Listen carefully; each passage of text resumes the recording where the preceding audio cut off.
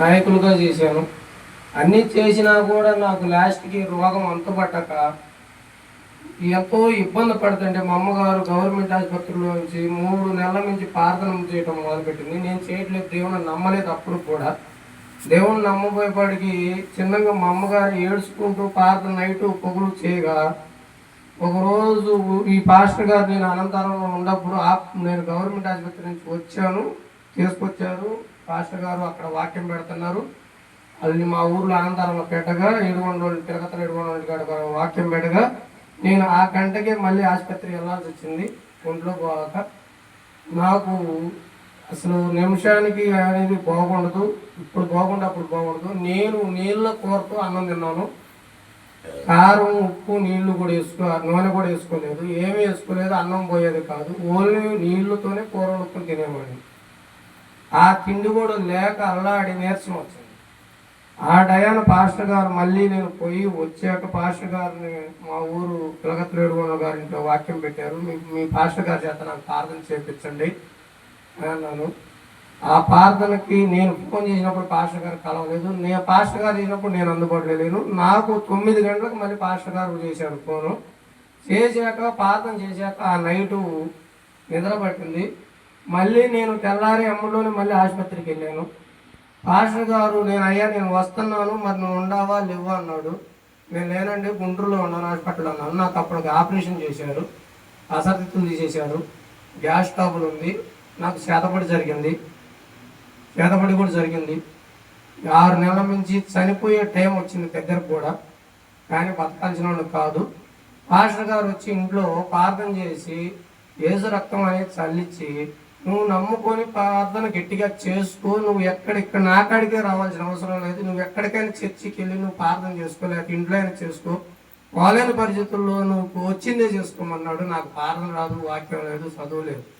అయితే నేను యేసు స్వామిని హల్లెలూయా ఏసయ్యా నువ్వే దిక్కు, నా పాపాలు క్షమించమని అడిగితే నాకు 3వ రోజుకే నా ఇంటి చుట్టూ కొవ్వొత్తులు ముట్టించి ఈతమట్టలు 4 నా స్థలం చుట్టూ 4 ఈతమట్టలు నాటాడు.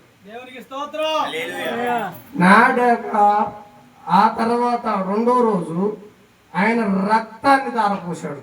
గాయపడ్డ రక్తంతో నా స్థలంలోకి ఇంట్లోకి రక్తాన్ని చిందించి ఆ దుష్టశక్తులు అంతకుముందు నన్ను పీడించేవి కూడా రాకుండా రక్తాన్ని ధారపోశాడు. రక్తాన్ని ఇంట్లో 4 గదుల్లోంచి స్థలంలోకి ధారపోశాడు. ఆ తర్వాత మళ్ళీ క్షణంగా నా చిన్నపిల్లకి రక్తం లేదు, తగ్గిపోయిన పూర్తిగా జ్వరం వచ్చింది. ఆ పిల్లకు కూడా అడిగాను, ఏంది స్వామి మరి ఏసీగా అని సూత్రాలయా, మరి ఏందయ్యా వందనాలు ఏందని అడిగితే నీ బిడ్డను నడిపిస్తున్నావు చూడని చెప్పని చూపించాడు. అది తగ్గేది.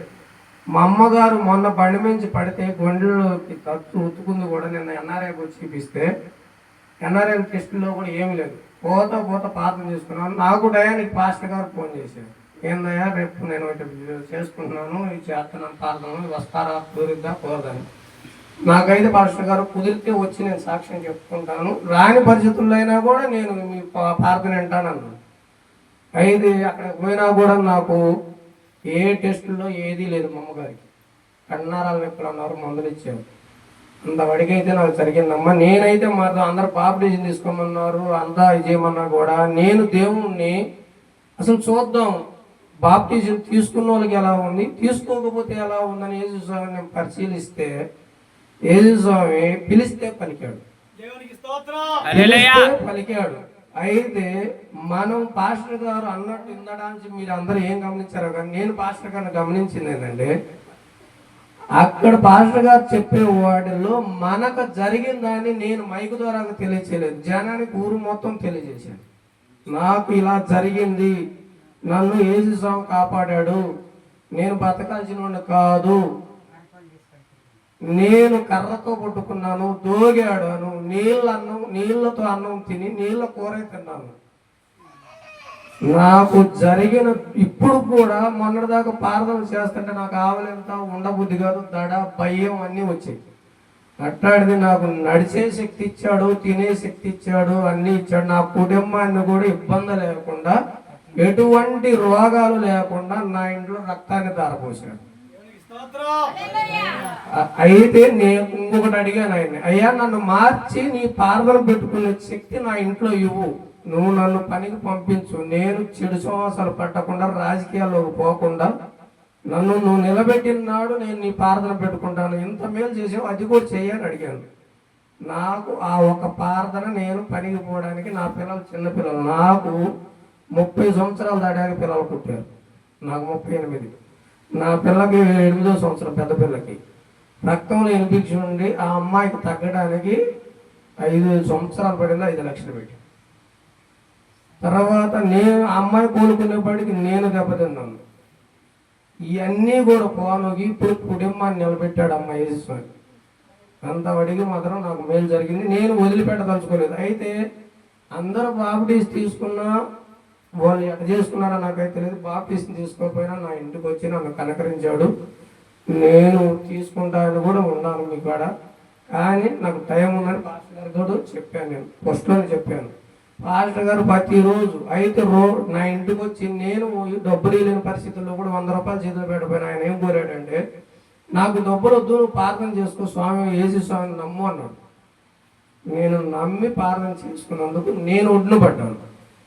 ఇప్పుడు ఆ పాస్టర్ గారు చెప్పినట్టు మనకు జరిగిన మేలుని మూకులకు చెబితే మనకి చేయగలిగింది, వాళ్ళకి చేయగలిగింది. ఇక్కడ అయితే నేను ఒక్కరోజు కూడా ఏడవలేదమ్మా యేసు స్వామి గురించి, కన్నీటి ప్రార్థన చేయలేదు. ఎప్పుడు లేచినా తొలి ప్రార్థన చేసుకొని పని మొదలు పెట్టుకునేవాడిని. ఈ రోగంలో మంచం మేంచి లేకపోవడం ఎండబడి లేకొని పొద్దున్నే లేకొని 3 గంటలకి మెలకు వచ్చింది.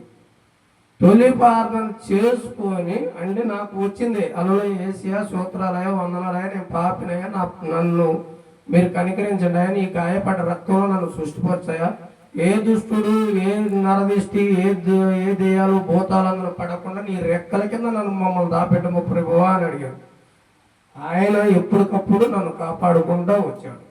ఇప్పుడు నాకు కర్ర పట్టుకుని నడిచినప్పుడు 3వ రోజు చర్చికి పోయాక అందరూ నవ్వుకుంటూ ఇగీకులాడుతున్నా కూడా నాకు చర్చికి పోయిన 3వ రోజు కర్ర పట్టించాడు.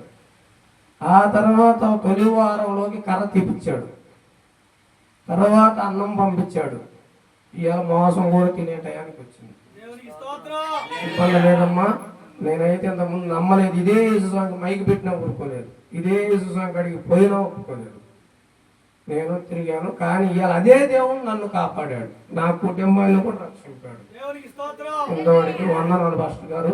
నువ్వు చెప్పింది అందరికి గమనించకపోయినా నేనైతే గమనించాను. కొంత మనం చేసే వాటిల్లో ప్రార్థన బాప్టిజం తీసుకున్న వాళ్ళు కూడా, నేనైతే ఇక్కడ మీరు ఏదైనా కోప్పడండి ఏదన్నా అండి, మనం చేసిందని ఆపదలో ఉన్న మనిషికి పోయి చేసిందే దేవుడు కరుణింపుతాడు. మనం ఇక్కడ కూకొని యేసు స్వామి యేసు స్వామి యేసు స్వామి అని ఏడ్చింది గొప్పతనం కాదు. పరులని నువ్వు పోయి ఆపదలో ఉన్నప్పుడు నీ దేవుడి గురించి నువ్వు తెలియజేసి ప్రార్థన చేసిందే గొప్పతనం. మా ఊర్లో ఉన్నారు 4 రోజులు చేశారు. తర్వాత అయ్యా యేసు స్వామి నాకు నీ ప్రార్థన లేదా, ఒకప్పుడు నేను నమ్మలేదు, ఇవాళ నేను నమ్ముతానంటే వాళ్ళు 4 రోజులు వచ్చి ప్రార్థన కూడా చేయలేదు, ఎల్లమ్మటి భయపడ్డారు. వాళ్ళు ఇవాళ బాప్టిజం తీసుకొని, ఇక్కడ పాస్టర్ గారు అన్నట్టు వాళ్ళు బాప్టిజం తీసుకొని దేవుడు అన్నం కూడా తింటారు. నేను తినలేదు, మొన్న నేను బాప్టిజం తీసుకోకపోయినా నేను తినలేదు. నేను ఏసియా నీకే అంకితం, వాళ్ళు తీసుకున్నా ఒకటే నేను తీసుకోకపోయినా ఒకటే అని నేను పోలేదు. అన్నం వండించుకుంటా, అన్నం తింటాను, వెళ్ళకుండా ఇంట్లో కూకున్నా ఏసియా తలుచుకుంటాను, 4 మాట మందిరానికి పోతాను. ఇంతకుముందు సంవత్సరాలుగా పోయి కూర్చునేవాడిని, చెడిపోయాను. ఇప్పుడు లెగిస్తే మందిరానికి వెళ్తాను, లేకపోతే ఇంట్లో కూకుంటాను. అంతవడిగా జరుగుతుందమ్మా. మీరు చేయాల్సిన పని ఏంటంటే, నాకు తెలిసిన మీరు పెద్దలు కోప్పడద్దు, మీరు ఇబ్బంది అన్న వాళ్ళకి మీరు కొద్దిగా మేలు చేసి పెట్టండి, అంతవాడికి చేయండి. మీ అందరికీ వందనాలు. నేను కూడా చేస్తున్నాను పాస్టర్ గారు. మాకు చదువు లేదు కదా, వాక్యం రాదు, ప్రార్థన రాదు, కాకపోతే వచ్చిన దాని వాడికి చేసి పెడతాను. నేను ముందే చెప్పాను.